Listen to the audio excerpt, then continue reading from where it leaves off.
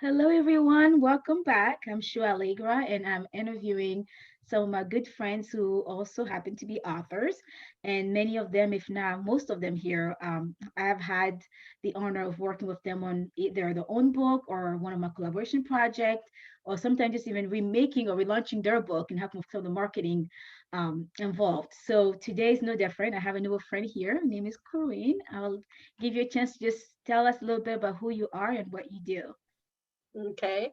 Yeah, I'm Corrine Rourke, and I live in San Diego. I'm originally from Iowa, from the Midwest, not from the West Coast, but we've been out here for a while now. In fact, it was caregiving that brought us out here in the first place. And I've worn a lot of hats in my years. I've taken care of stepchildren. I've got had stepchildren that I've worked with and raised, and also grandchildren that were in. They were wards of the state, and we were able to get temporary custody until our son was able to get them. So I experienced that also, along with some special needs situations in that case. Mhm. And then I've also been in the business world for 35 years, maybe something like that, until I really got into serious caregiving with my mom. And then after that, I ended up going to college and becoming a preschool teachers for Head Start, and that led me on a journey to another location to do other things. So I've actually traveled around a lot since I normally would have been retired. Mhm. Yeah, Mhm. where everybody else was settling in and retiring, we started moving around, and God was leading us to different situations and uh, putting us, and it's given me an opportunity to get into the writing, and which I've done all my life, but Mhm.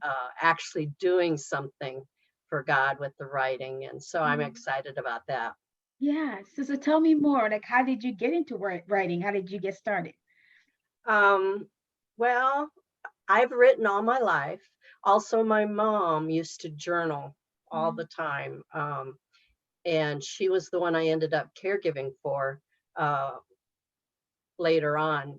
And so I naturally just came by it. As far as I used to make up my own cards. We didn't have a lot of money when I was young. And so if we wanted to give a birthday card or something like Mhm. that, we Mhm. made it. And so I started writing poems that way, and in school sometimes, and just doing little, and I liked crafts. My mom also liked coming up with ideas and stuff like that, so I also combined the two. And that's kind of how I started writing, and then I Mhm. wrote all the way through raising kids and everything. So Yeah. Yeah. And you and I got connected for another mutual friend, and she invited to be part of the Made to Overcome Caregiver Edition. So that's how yes. you and I got a chance to collaborate on a writing project. And what are maybe some other writing project that you're working on right now? Like, what are your current writing goals? Well, I feel like one of the things I like the most is to be able to encourage people, to be able to give them hope or give them some kind of an uplift. I know I was looking for that in some of the situations I was in my life, and even caregiving. I think it's important to not just read about the statistics and all the work involved and the commitment, but Right. also finding treasures. I call it, like Mm-hmm. finding treasures during the time, and also growth, self growth, finding out what it does, or what it can do, what God can do through you, Mm-hmm. in your own personal life, in your own growth. And so I am writing a book on caregiving, but it's going to be from finding those jewels. It's not going to be a self help in the sense that you do this, you do that, but rather Mm-hmm. catching the moments, Love it. and Love it. and I want to record experiences that were aha moments Mhm. in the middle of all the maze and the confusion. And then I also write children's stories. I'm working on some children's stories, which are totally different, you know, Mhm. except that they're kind of based on learning analogy, if I said that right. Mhm.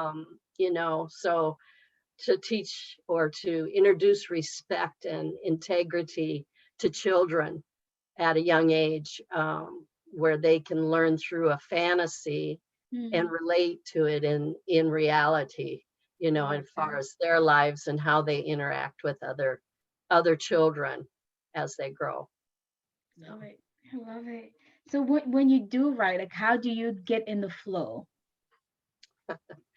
um, I like quiet personally. I write, I'm late. I'm a late night. I wished I was an early morning, but I'm not. I'm a late night, and I like quiet. Um, but most of the time, I write a lot of short story type things, and a lot of it comes from things I see Mhm. or things I hear going on around me.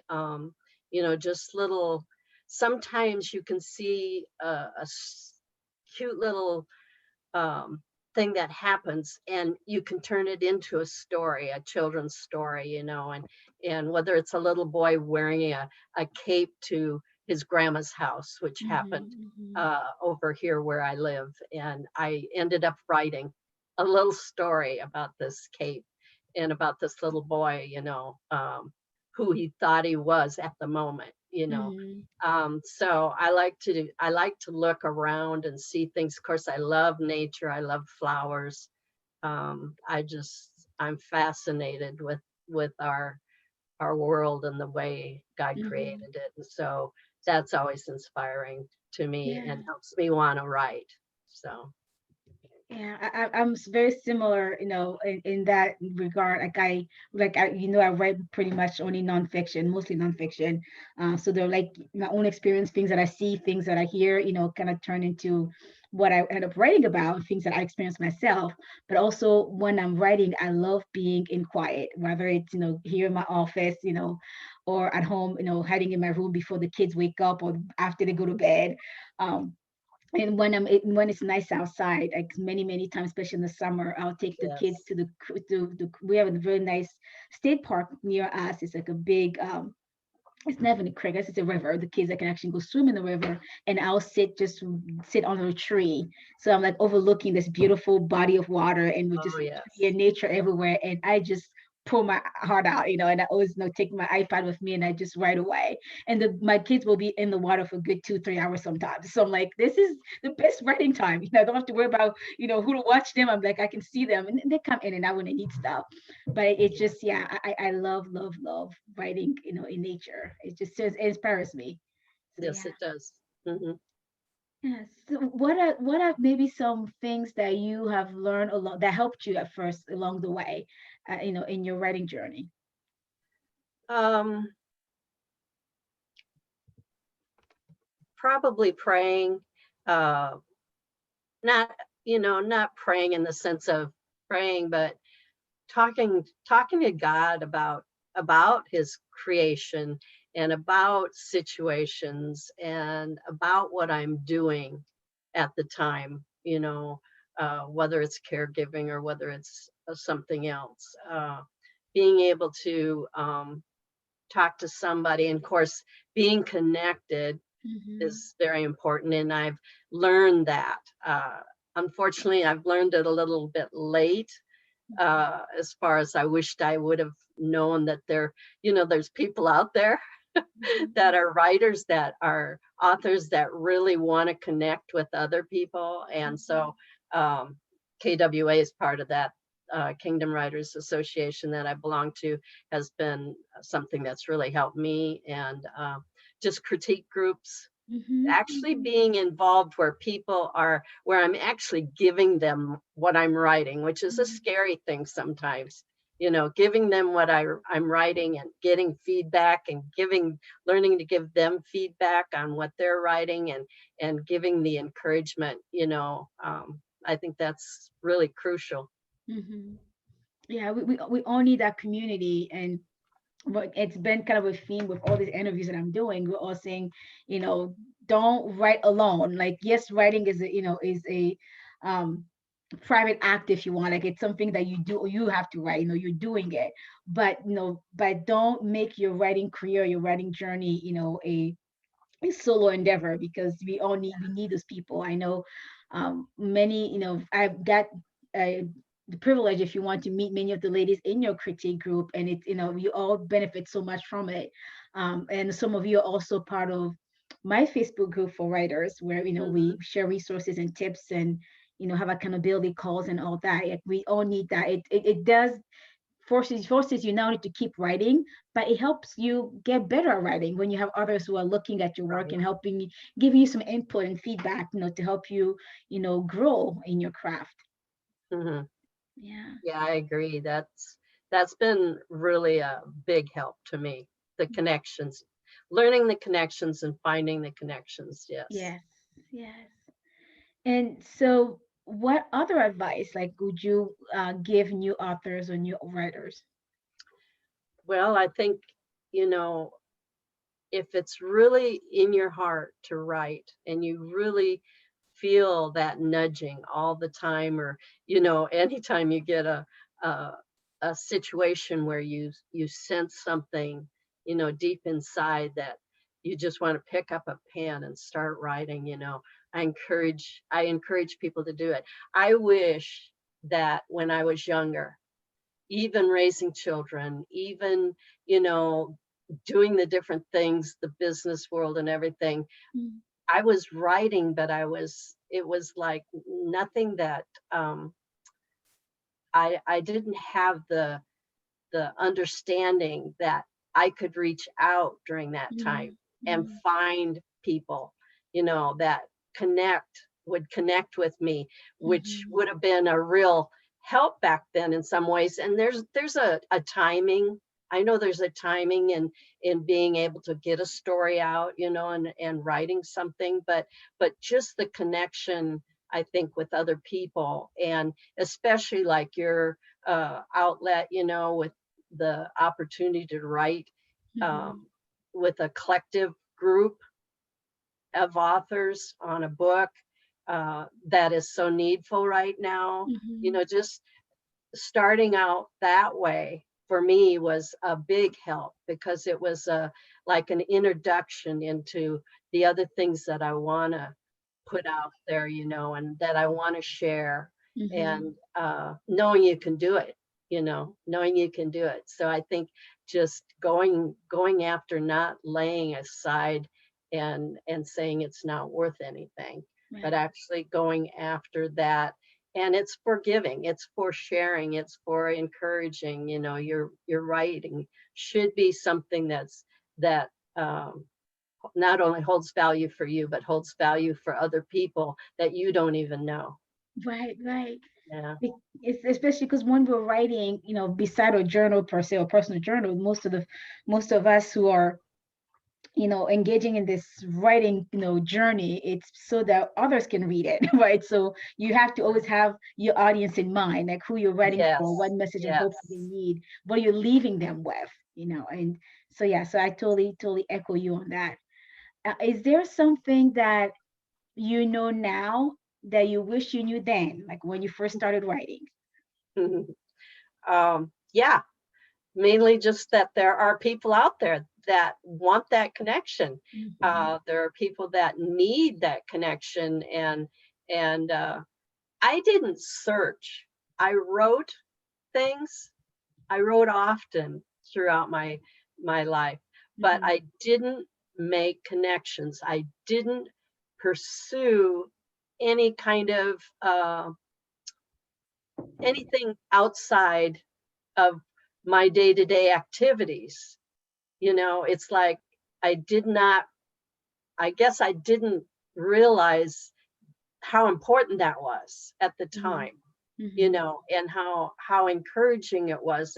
And I remember praying a lot and talking to the Lord a lot, like, okay, God, you've given me all this, you've given me these things, and I feel them, you Mhm. know, and I think other people would feel them, but what am I supposed to do with these? What, and you know, they'd go in a file, you know, I get done and they'd go in a file and they'd stay there. Mhm. And I'd say, God, why am I writing if I'm not supposed to do something with them? You know, so really going after the further, going past just the writing and reaching out. You know, I wished I had at an earlier age. I think it would have been a little easier. It would have been Mhm. harder in the sense that I was busier, but it would have been easier to understand the technical side of it and Mhm. to understand how to connect and who to connect with and that type of thing. Yeah. Yeah. Definitely. But Definitely. I'm learning now. So Yeah, and there is never, what's that phrase? Better late than never, right? So yes, yeah, all it's of never us, too I'm late. sure, we have things that, in our lives, like, oh, I wish I knew it back then. I wish I'd done better. But I think nothing is wasted. Like every experience can be um a learning, opportunity, and seeing as such, and then just growing from there. Hmm. Yeah. Yeah. So thank you so much for taking the time to do this with me. And before I let you go, I just wanted to ask you, where can people find you? Well, like I said, I'm still learning technology, but you know, they can always reach me at at hotmail.com, which it's CYS garden, GARDEN at hotmail.com. I'm also on Facebook. I plan on getting an author page. I'm working on it. I haven't got it yet, but when I do, you'll be able to catch me there too. Awesome, awesome. And we'll be sure to share your email, in the description of this video so people can easily access it. Well, thank you Okay. so much, and many, many blessings to you. Thank you, Shu, so much. And thank you for letting me be a part of Made to Overcome Caregivers Edition. It's been a good experience for me and a learning experience for me. So thank you very much, too. You're welcome, my joy. And I'm sure, I often tell people, once you join the family, you're not going anywhere. Many people come back for, more writing project. I think I have one lady, I think in particular, that probably would have been maybe 5 or 6 already collaboration project with me in the past like year and a half. So yeah, once you're part of the family, when we're working on project, I'll be sending out emails. Hey, this is the next project. Who's in? And many people come back. So I'm sure that we'll get a chance to collaborate on something else, soon. That'd be great. God bless. All right. God bless you, too. Thanks. Yeah.